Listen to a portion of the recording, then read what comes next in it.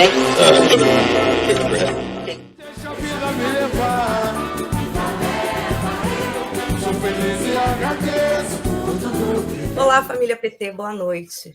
Hoje o programa Entre Mulheres, da Rádio TV Construir, tem a honra de apresentar Maurício Falavinha. Ele é professor, educador social, redator de marketing, jornalista, escritor e muito mais. E apresentando o programa comigo, Soraya Donato. Olá, família PT, é muito bom estar aqui com vocês. E hoje a gente está com essa pessoa incrível, que é o Maurício Falavinha. Uma pessoa que eu tenho muito carinho, a nossa Rádio TV Construir. Tenho o prazer de estar junto com essa pessoa que tem muito para acrescentar, principalmente no mundo político. É um militante atuante e é super importante hoje a gente conhecer quem é o Mau Falavinha. Olá a todas, eu estou muito contente de estar aqui com a Soraya, com a Lorena, acompanho desde o início a Rádio TV Construir, acho a coisa mais importante a gente ter a militância ocupando esses meios, esses espaços de comunicação. E vocês querem que eu fale um pouco de mim? Vamos lá. Eu sou Maurício Falavinha, muita gente conhece como Mau Falavinha no Twitter. Eu sou, hoje, colunista, articulista do Recontaí, né? Um site que fala de economia e política. Eu me formei em História, cheguei a fazer letras, não concluí. Entrei em outras universidades que não concluí também, ao mesmo tempo enquanto fazia História na USP. Só concluí História. Trabalhei desde cedo, dando aula e como redator de absolutamente tudo. Eu fiz desde manual de comunicação para GOSH interno, de comunicação interna. Eu tenho livros, eu tenho um livro sobre inclusão digital, Vivências Brasileiras, que conta a história da inclusão digital no Brasil, com vários depoimentos, outros textos de outros autores. Desde 2000 para cá, sempre militante petista, mas de 2000 para cá, eu trabalhei muito na sociedade civil. De 2001 a 2003, eu fui webmaster do portal Sampa.org, que eu já explico o que era. Depois eu dirigi, de 2003, acho que é 2009, 2010, mais ou menos. O Sampa.org foi o primeiro projeto de telecentro no Brasil. Foi o primeiro espaço a ser aberto nas periferias da cidade. Aqui, no caso, foi Capão Redondo, Campo Limpo, Jardim Ângela, aqui em São Paulo, em 2001. Gratuito para tanto você fazer cursos e aprender a mexer no computador e nos programas básicos, como usar a internet gratuitamente.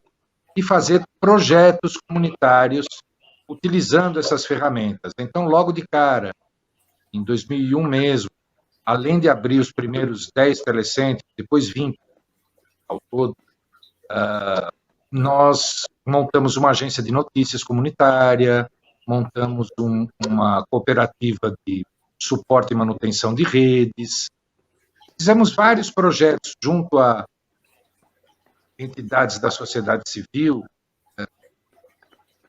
combatiam a violência doméstica, a violência contra a mulher, vários projetos em várias áreas, sempre nascidos nesse espaço comunitário. A ideia era virar uma política pública e virou.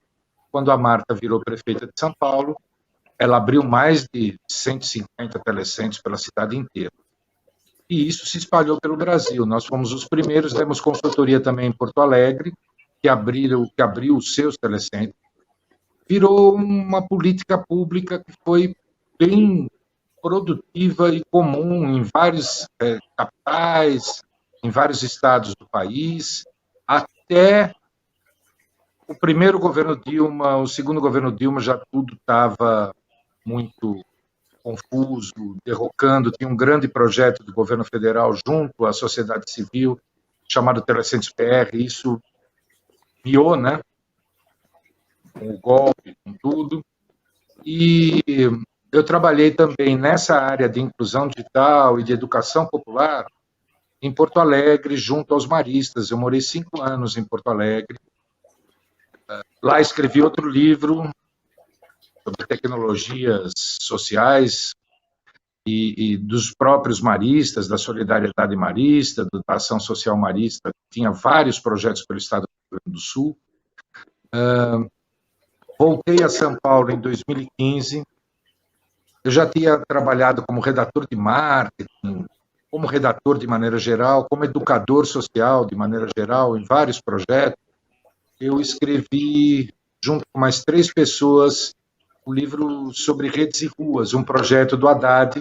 Estava no último ano do governo Haddad, quando eu cheguei aqui, da prefeitura do Haddad, quando eu cheguei em São Paulo. Escrevemos um projeto com a memória do Redes e Ruas, que era um projeto que unia arte, tecnologia e educação nas ruas, em várias comunidades de São Paulo.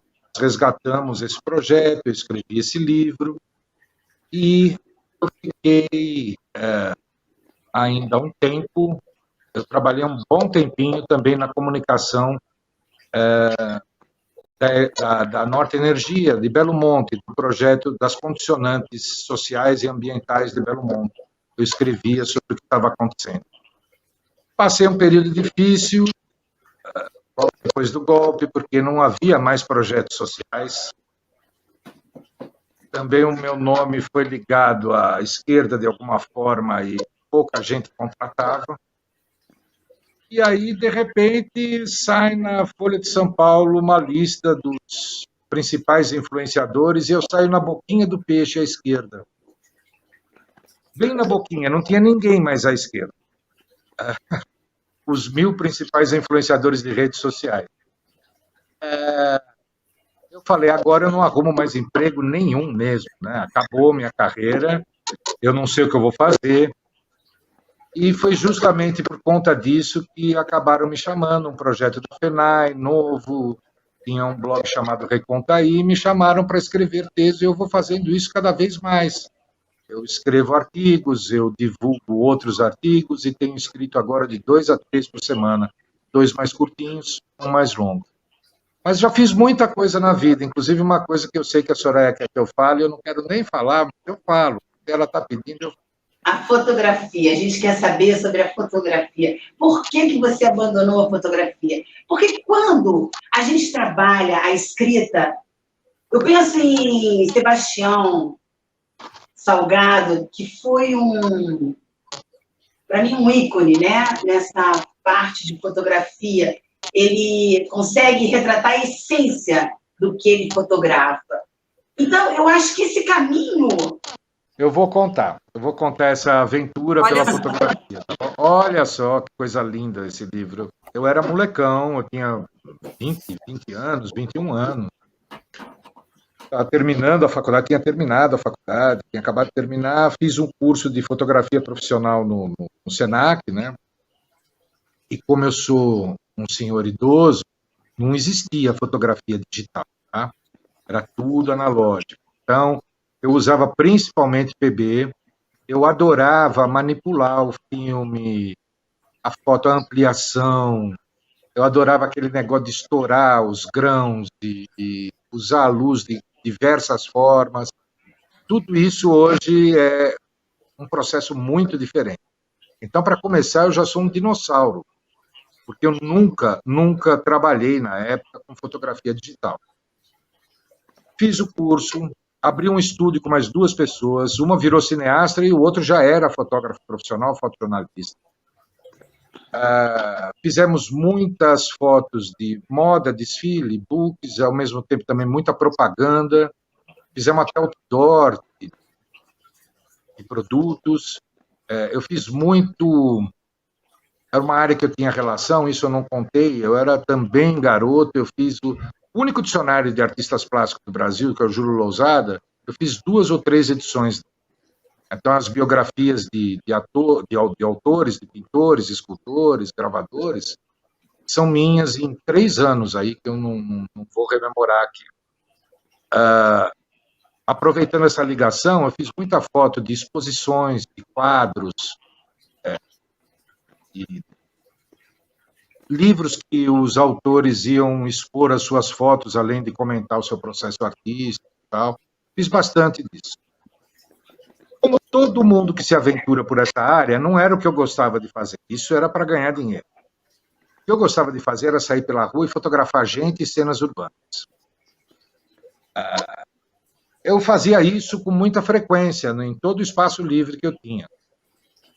E eu queria procurar uma forma de me expressar, uma linguagem. E um dia eu entro numa exposição de vários fotógrafos de jornais tal, e vejo as fotos da Marlene Bergamo, que havia trabalhado na coluna social da Folha e logo em seguida, por um castigo, até pelo que eu ouvi falar da história, foi mandada para o Notícias Populares, que na época era um jornal bem conhecido em São Paulo, aquele tipo Espreme Sai Sangue, jornal com notícias de violência.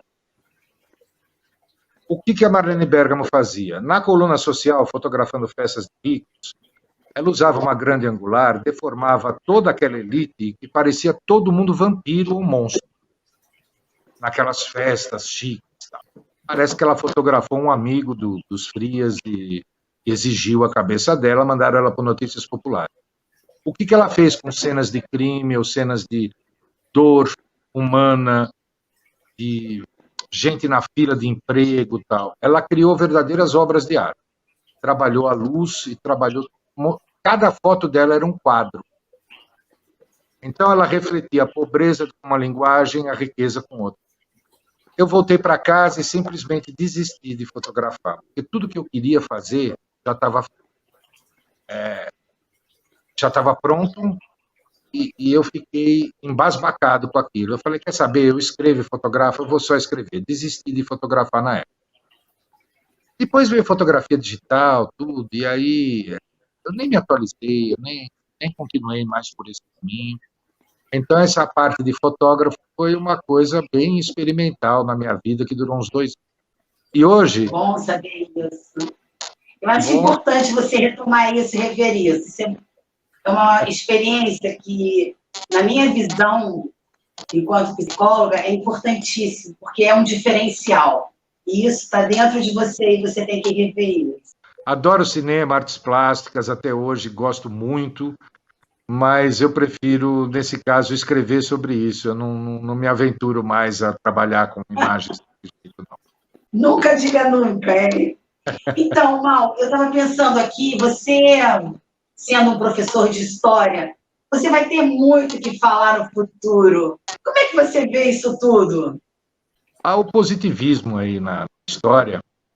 Ele criou uma mentalidade de objetividade e neutralidade, e você não poderia escrever sobre o tempo presente, você deveria estar distante. Uma bobagem sem tamanho.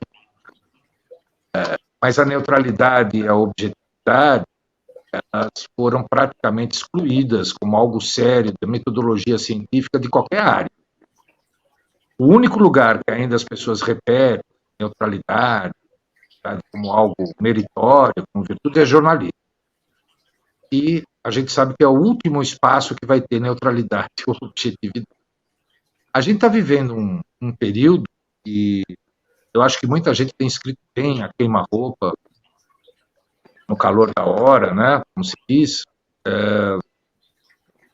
e eu também escrevo muito sobre isso, mas que a gente vai olhar lá na frente e vai ter uma vergonha tão grande de diversos setores, inclusive acadêmicos, jornalistas, de tudo que foi vivido, com o que foi compactuado. Nós não enxergamos o fascismo em ascensão. Algumas pessoas tentaram dar o alerta, mas nós não enxergamos o que estava subindo ao poder. A gente ficava imaginando, simplesmente, o liberalismo tucano, o neoliberalismo tucano, o privatismo, que a gente já conhecia, já combatia e sabia como lidar contra aquilo. Eu estou falando do ponto de vista da esquerda. Mas nós não imaginamos a seriedade do que estava se formando por trás daquilo. E essa opção pelo autoritarismo, pelo fascismo, pela barbárie, sempre foi uma opção liberal. Quando a coisa aperta, eles não têm o menor pejo em apelar para a força e para a irracionalidade, para o obscurantismo e para o fascismo em si. Nós vamos ter muita vergonha lá na frente do que passamos. Pessoas, por exemplo, que tinham uma história para contar, e hoje a gente pode ter antipatia, não sei o quê, mas eu vou dar um exemplo claro. Bolsonaro acaba de ser eleito e uma figura do porte de um Ciro Gomes fala: eu não vejo a democracia ameaçada, as instituições ameaçadas. E eu penso que, em relação a tudo isso, o que a gente pode fazer agora? Porque ele já chegou aí, ó. O mandato dele já está acabando. E todo mundo está aí. Isso é uma vergonha, né? Ele ter acabado esse mandato. E vai acabar esse mandato, de uma maneira ou de outra, ele já chegou no último ano. Mas, Maurício, você poderia, por favor, falar do desmonte que está acontecendo em todos esses setores? Eu vi que você foi uma pessoa atuante em movimentos sociais que pudessem realmente transformar a realidade das pessoas que realmente precisam, né? Que não têm condições de pagar um curso ou comprar um computador, e você sempre esteve presente nessa área. Eu gostaria que você falasse um pouco das consequências do desmonte que está acontecendo agora no governo Bolsonaro. O governo Bolsonaro, ele é trágico em 2 níveis. Um é esse que, talvez se não fosse a pandemia, a gente não teria nem enxergado com tanta clareza, ou pelo menos ia ser nublado de alguma forma pelos moldadores de opinião pública, vamos dizer assim, que é essa irracionalidade, esse obscurantismo, essa gente que estudou com o Olavo e hoje está mandando aí em alguns setores, mas ele é trágico também, e aí não é uma coisa do governo Bolsonaro, é algo que começou no Temer, por esse desmonte que você acaba de citar. É algo que começou no Temer, começou no golpe. E eu acho que não reconhecer o golpe de cara, para mim, é o maior crime, porque foi exatamente ali que a gente viu a fragilidade das nossas instituições, seja no Judiciário, seja no Congresso, seja depois na Polícia Federal, no MP. O MP, então, que a esquerda participou do lobby em 88 na Constituinte para implementar o Ministério Público, e o Ministério Público virou um antro de fanáticos religiosos, ultraliberais, subservientes aos Estados Unidos, e ultrapassaram a Constituição diversas vezes, em conluio com um juizinho de segunda instância aí, e sob os olhares complacentes do STF. E isso começa no golpe, isso começa com o Temer. Esse desmantelamento que você citou, a reforma trabalhista foi ainda no período Temer. E talvez seja a que teve mais consequências na vida cotidiana das pessoas. Esse último trimestre do ano passado, você vê que no meio dessa taxa alta de desemprego, você teve uma certa recuperação de postos de trabalho. Quase 1.200.000 pessoas conseguiram emprego, boa parte com carteira assinada. E os salários baixaram ainda mais, a renda baixou ainda mais. Porque mais da metade dessas pessoas tentaram fazer algo autônomo, como autônomo, né? Essa história que ficou linda na mídia de empreendedor. Você larga a mão, abre mão de todos os seus direitos, facilita a vida do empresário e vai abrir seu negócio, vai ser patrão de você mesmo. A cada 1 milhão que faz isso, você vai ter 10 que vão estar se virando e 2 ou 3 que vão conseguir o sustento em cima disso. O resto vai entrar numa massa enorme de pessoas que vão da classe média achatada até abaixo da linha da pobreza. Então, você teve uma recuperação de postos de trabalho, mas a massa salarial foi achatada. Tem 1.200.000 pessoas a mais trabalhando e se gasta menos com salários. A insegurança para você ganhar a vida, ganhar o dia, e agora virou ganhar o dia de novo, que nem antes do período Lula. Vamos sair para ganhar o dia, para ver o que vou conseguir comprar para comer, ou como eu vou pagar as contas desse mês. a insegurança do trabalhador, as reformas trabalhistas, eu acho que foram assim uma facada no coração da sociedade. E a partir daí, as outras reformas que vieram e todas as medidas do governo Bolsonaro, elas só tiveram o objetivo de aliviar o capital, sempre contra o mundo do trabalho. Quem tem dinheiro ganhou mais dinheiro nesse e o resto foi sendo achatado e voltando para uma linha de pobreza. 2007 já era o começo do segundo governo Lula, né? A maior parte do Brasil, 2007 ou 2008, a gente viu pelos estudos, a maior parte do Brasil entrou para a classe C, estava na classe C. Tinha trabalho, tinha renda, tinha comida, tinha sua casa, os filhos podiam estudar, tinha férias, tinha lazer. E hoje a gente está regredindo absurdamente. Absurdamente. Pensa num governo que tirou mais de 30 milhões da linha de pobreza, que estava abaixo da linha de pobreza, e fez subir para uma vida digna. E isso tudo foi jogado na lata do lixo. As instituições em si, todo o objetivo é esse do mundo do capital versus o mundo do trabalho. Vamos favorecer quem tem. Eles destroem tudo que é coisa pública, ou para privatizar, ou para vender, ou para o setor privado entrar e começar a ganhar mais dinheiro. Está sendo assim na educação, e seria assim na saúde e com o SUS, porque o plano era desmontar de vez o SUS, se não fosse a pandemia. Se não fosse a pandemia, provavelmente a gente não teria o SUS do jeito que a gente tem hoje. Maurício, diante de tudo que foi falado, esse aprendizado é fundamental para o nosso crescimento político. Eu acho que a gente está num momento muito importante da nossa política. Um novo Brasil, uma nova história. E é isso que a gente quer construir junto com o nosso Lula e a sua bancada 13. É muito importante a gente ressaltar isso. Diante de tudo que você falou, a gente gostaria de saber um sonho que não foi realizado ainda. Eu vou ser bem sincero, nunca me perguntaram isso, então eu vou ser bem sincero, tá bem? Eu nunca fui uma pessoa de planejar muito o meu futuro. Eu tenho um sonho besta pessoal. Eu nunca planejei muito as coisas, eu sempre fui vivendo e tocando as coisas para frente, e cada momento, cada realidade, cada lugar que eu estou, eu acabo me envolvendo em ações que eu tenho interesse, sempre de interesses coletivos, sempre embasada nesses ideais que a gente tem, né, como pessoas de esquerda, ou socialistas, ou algo similar. O único sonho que eu tenho, e eu estava alimentando um pouquinho durante os governos petistas, eu tinha muita vontade de conhecer a África e trabalhar lá por um tempo. Teve o Lula ampliou tanto as relações com a África, eu cheguei a ter convite para ir para Moçambique, Angola, para trabalhar com inclusão digital na época, e as coisas, eu estava envolvido em outros trabalhos aqui, não deram certo.